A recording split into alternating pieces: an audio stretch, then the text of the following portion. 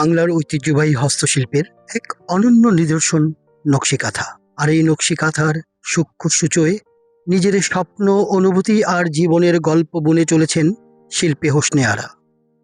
শৈশব থেকেই সেলাই আর নকশার প্রতি গভীর আগ্রহ ছিল হোসনে আরার।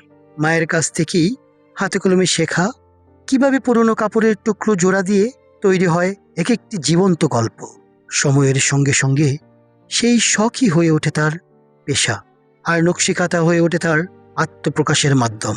অনেক কষ্টের জীবন আমার, তো তখন থেকে আমি দৌড়াতে দৌড়াতে এই পর্যন্ত আসছি, অনেক আমি পাইছি। কিন্তু আমার আমার আমি 2010 আমি একটা বাংলাদেশ লোকশিল্পী ফাউন্ডেশনে 30,000 টাকা আর এক ভরি সোনার মেডেল পাইছি। এটা প্রথম।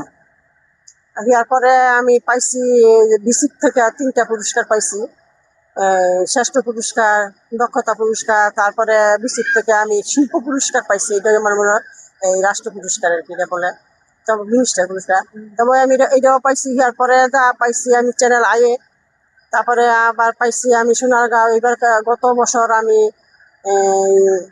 জানুয়ারির 18 তারিখে আমি পাইছি 1 লক্ষ টাকা, 3 লক্ষ টাকা চেক আর 1.5 ভরি সোনার মেডেল।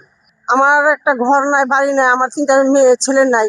আমি যে এই গ্রামের যে মেয়েগুলো কাজ করি, আমি যে শিল্পকলা একাডেমি জুলাই বিপ্লবের আমি 60 জন 5 দিনে প্রশিক্ষণ দিয়ে আমি সফল হয়েছি।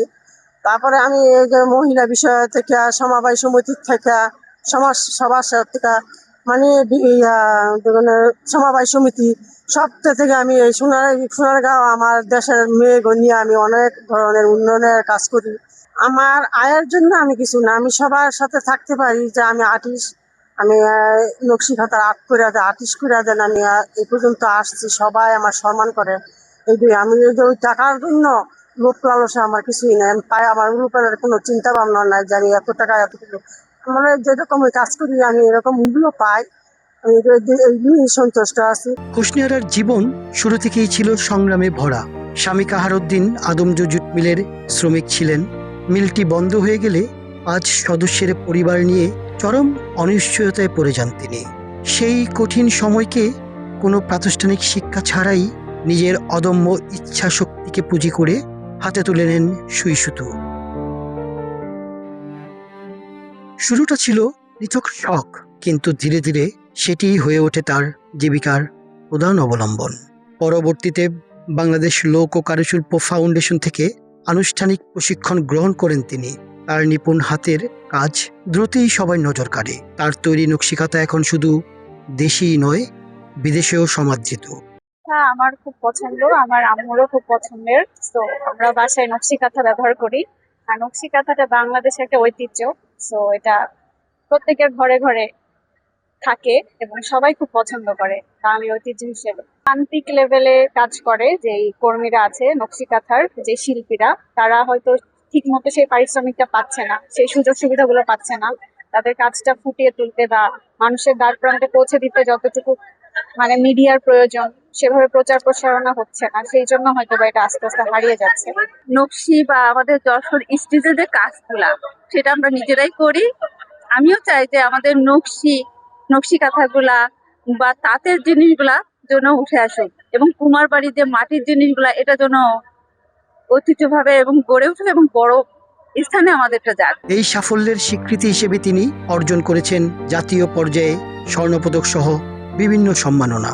2025 সালে প্রাপ্ত হন শিল্পাচার্য জয়নুল আবেদিনের আজীবন পুরস্কার।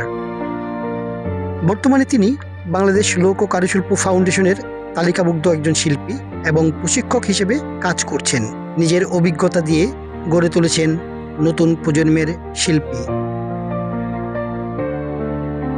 তার মেজ মেয়ে আসমা ইতিমধ্যে তার প্রধান সহকারী হিসেবে কাজ করছেন, যা এই শিল্পের উত্তরাধিকারকে আরও দৃঢ় করেছে।